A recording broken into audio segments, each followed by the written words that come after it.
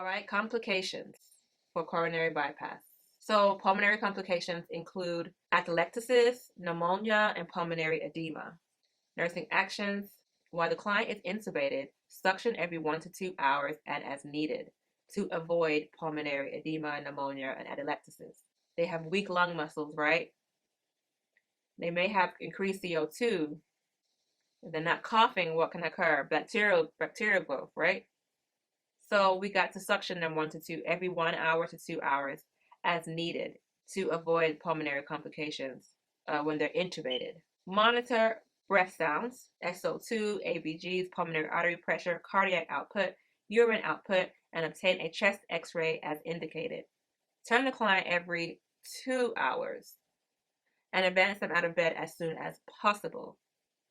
So you're going to suction every 1 to 2 hours and you're going to turn them every 2 hours. So TT for turn and 2 hours, turn for 2 hours, so you can remember it like that, and suction every 1 to 2 hours. Another complication for coronary bypass could be hypothermia. Hypothermia can cause vasoconstriction, metabolic acidosis, and hypertension. Core body temp can be lowered to decrease metabolic rate and O2 demands. Metabolic acidosis. Why would we have metabolic acidosis? I don't know, but that can occur. All right, monitor temperature and provide warming measures. Warm blankets, heat lamps, warming client too fast can cause acidosis. Monitor blood pressure. Low temp can cause vasoconstriction and hypertension. Administer vasodilators as prescribed. All right, so hypothermia, vasoconstriction causes hypertension. We want to take care of all these things, right? So we're going to go ahead and give them blood pressure meds if needed, give them vasodilators, warm them up to stop the vasoconstriction and promote vasodilation, promote temperature, and provide warming measures. Also, we can have decreased cardiac output due to coronary bypass, obviously. Decreased cardiac output can result from dysrhythmias, cardiac tamponade, fluid around the lungs, hypovolemia, low volume in the blood, left ventricular failure, or myocardial infarction due to problems that can occur with surgery itself. Cardiac tamponade results from bleeding while chest tubes are occluded. All right, so chest tubes can be blocked, and you can get cardiac tamponade that way, which causes fluid to build up in the pericardium. Increased pericardial fluid compresses the heart chambers and inhibits effective pumping. It's not pumping it out. Indications include sudden decreased sensation of chest tube drainage. So like all of a sudden there's no drainage in the chest tube. Obviously there's a blockage. And then all of a sudden a heavy drainage occurs. Like you have so much drainage. So it's been blocked with so much now that so much drainage occurs. You have jugular vein distension with clear lung sounds again, and equal pulmonary artery wedge pressure and central venous pressure values. Hypovolemia can be a cause of decreased cardiac output. This can result from bleeding, decreased intravascular volume, and/or vasodilation. Hypotension and decreased urine output are the results. We have left ventricular heart failure that can occur with MI or fluid overload. And so we're going to monitor the EKGs, blood pressure, pulmonary artery pressure, cardiac output, urine output, bleeding through the chest tube, administer medications if needed, and fluid and blood products. We're going to treat the dysrhythmias. We can use the pacemaker. Remember, after they finish their surgery, they get their pacemaker. If heart block is present. Treatment of cardiac tamponade, fluid around the lung, involves volume expansion, fluid administration, and an emergency sternotomy with drainage. Pericardiocentesis is avoided because blood can have clots. So instead for cardiac tamponade, they would use a sternotomy with drainage. So treatment of cardiac tamponade involves volume expansion, fluid administration, right? Because you have hypotension, decreased cardiac output, and emergency sternotomy with drainage, not pericardiocentesis, because that has to be avoided due to increased risk for blood clots. So another complication of coronary bypass includes electrolyte disturbances. Causes are hyperventilating during anesthesia, cold and weak lungs, decreased O2, increased CO2 in the body, and increased potassium leakage into the blood. So electrolyte disturbances can be examples such as potassium or magnesium depletion, is common. So always dilute potassium in adequate fluid, 20 to 40 MEq in 100 milliliters of IV solution. Administer through infusion pump to control the rate of delivery. The administration rate is 10 MEqs per hour. We're going to monitor the EKG and electrolytes. Another complication of coronary bypass could be neurological deficits. Cardiovascular accident, such as a CVA, can be caused, right? Cardiovascular emboli, clots, right? Whenever you do surgery, you can get clots. So CVA is a complication. So you have transient hypertension, hypotension, or a blood clot might cause an intraoperative cerebrovascular accident, CVA, or stroke. So what we're going to do as a nurse, we're going to assess the neurological status of our patient, including pupils, the 6 cardinal foot of gaze, going in and out, level of consciousness and sensory and motor functions, maintain the client's blood pressure within the prescribed parameters, client education. They got to understand the procedure, and memory loss and neurological deficits can be temporary. So they should understand that they may experience memory loss and neurological deficits during a stroke. And that's a transient stroke, right? Because basically O2 is still being perfused. So signs and symptoms won't be forever. Now, peripheral bypass grafts. Peripheral bypass graft surgery aims to restore adequate blood flow to the areas affected by peripheral artery disease.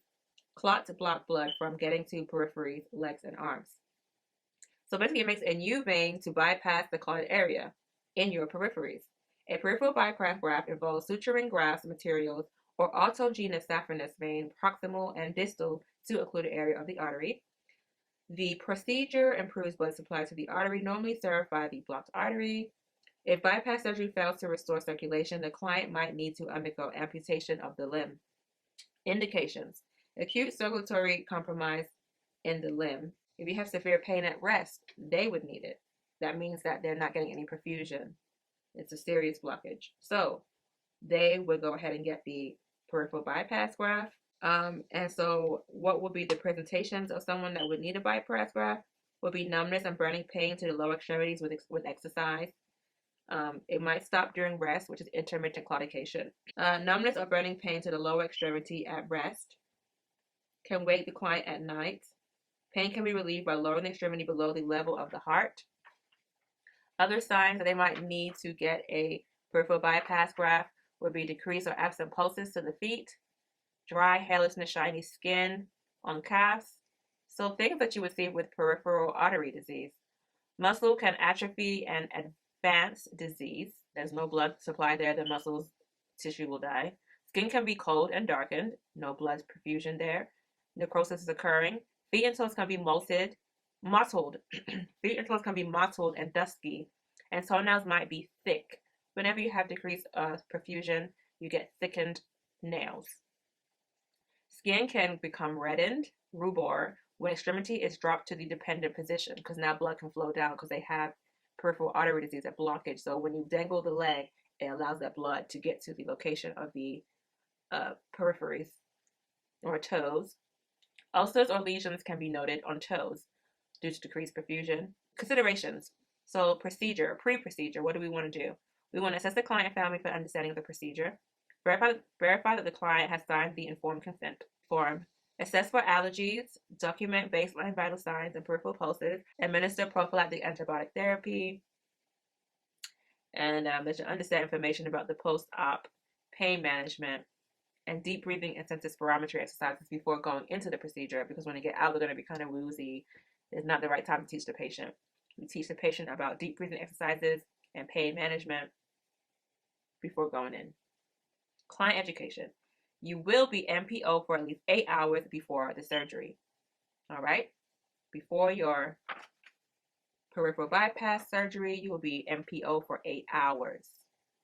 Do not cross your legs. You want to increase perfusion at all times, because if you're getting a peripheral bypass graft, it means you have something to do with peripheral artery disease and you're not getting perfusion there. So you want to maximize the blood circulation. An arterial line might be inserted for blood and blood pressure. Pedal pulses will be checked frequently, absolutely. We're going to make sure that the blood is perfusing there. Intra-procedure. So during the procedure, the nursing actions should be to provide padding to bony prominence, to provide comfort, and to prevent skin breakdown always. Communicate surgical progress to family members if appropriate. Assist in monitoring urine output and blood loss. We're going to document appropriate surgical events. Communicate the client's post-operative needs to the post-anesthesia care unit. After the procedure, for our peripheral bypass graft, we are going to assess vital signs every 15 minutes for 1 hour. So 15 minutes for the first hour. Check them 4 times within 1 hour. And then hourly after the first hour. Maintain blood pressure. Hypertension might reduce blood flow to grafts, and hypertension might cause bleeding to graft. Assess the operative limb every 15 minutes for 1 hour, and then hourly after that. Incision site, you're going to check incision site for bleeding, of course, peripheral pulses, of course, cap refill, circulatory. You're going to do a circulatory check. Pulses, cap refill, skin color, temperature, the sensory and motor functions for indications of bypass graft occlusion, which is our neuro check. In clients who have dark skin, assess nail beds, right? And soles of feet to detect early cyanosis. The site is marked with an indelible marker. An indelible marker. Okay. IV fluids are administered. Administer IV fluids. Assess the type of pain experienced by the client. If they have a throbbing pain, it can happen because they're experiencing increased blood flow to the extremity. Ischemic pain is hard to relieve with opioid administration. We're going to administer pain meds such as morphine sulfate and fentanyl. And the reason why ischemic pain is hard to relieve with opioid administration is because your body said, no, you're going to get this oxygen to those locations, all right? The pain is not going to go away. You need to go ahead and get that blood flow there. We're going to administer antibiotics. Use surgical aseptic techniques for dressing changes. Monitor incision site for evidence of infection, such as redness, tenderness, or drainage. Administer anticoagulant therapy, such as warfarin, heparin, and enoxaparin to prevent reocclusion. We're going to administer anti-platelet therapy, such as aspirin or clopidogrel. Help the client turn, cough, deep breathe every 2 hours. Remember I said turn for 2 hours. There goes a little thing again. Maintain bed rest for 18 hours to 24 hours. They should keep their leg straight during this time. Assist the client to get out of bed and ambulate. Encourage the use of a walker initially. Discourage the client from sitting for long periods of time. Apply anti-embolic stockings to promote venous return. Set up a progressive exercise program that includes walking. And consider a physical therapy consult. Client education. Completely abstain from smoking. Stop. Consider a smoking cessation program suggested by the nurse. Follow activity restrictions. You shouldn't cross your legs. We talked about this. Avoid elevating legs above the heart level because you had a PAD problem, peripheral artery disease issue, circulating. So you want to keep that blood flowing down to where it needs to go. Okay? Don't put it above the heart where you're making it more ischemic, right? You want to go ahead and reduce risk factors for atherosclerosis, such as the smoking. That's why we said stop it, honey. Sedentary lifestyle, uncontrolled diabetes mellitus. You're going to learn techniques of foot inspection and care from the nurse, all right? Because we said that it can become necrotic. So we keep the feet dry and clean, avoid extreme temperatures because they can have, if you don't have blood flow to the extremities, it can cause you to have no type of no sensation, basically. No sensation means that you can get burned or get cuts and infections without even knowing because you don't feel pain. You're going to lose lotions because it's going to be dry.